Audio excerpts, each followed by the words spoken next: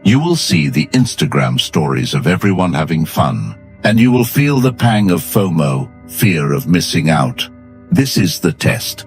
The universe is asking, how much do you want this? Do you want to be free, or do you just want to be comfortable? Most men fail the test. They run back to the bucket. They apologize. They reintegrate, and they disappear into mediocrity. But if you hold the line, if you endure the cold, something shifts. The silence stops feeling empty and starts feeling full.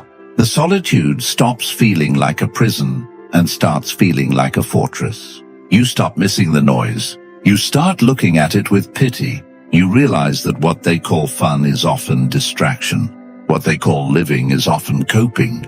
And once you cross that line, you can never go back. You have taken the red pill.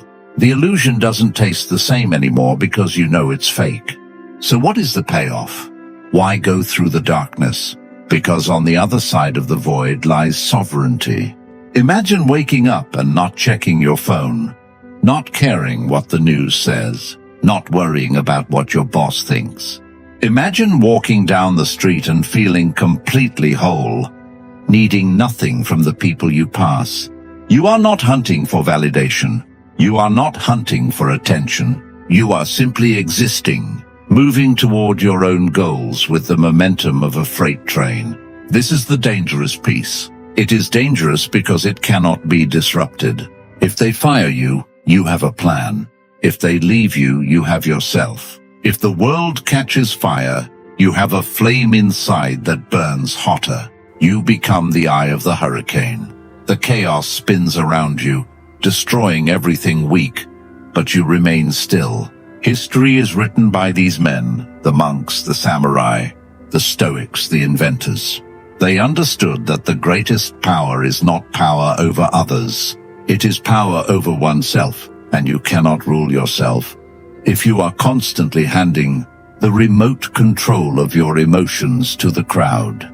To be dangerous is to be ungovernable, and to be ungovernable, you must be alone. So I have a question for you. When this video ends and the screen goes black and the silence rushes back into your room, what will you do? Will you panic? Will you click the next video immediately looking for the next hit of dopamine? Will you scroll down to the comments to see what the herd thinks before you form your own opinion?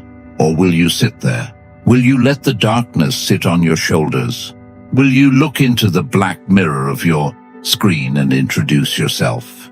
To the man looking back, the door is open. The crowd is loud, but the exit is right there. Step out of line. Walk into the dark.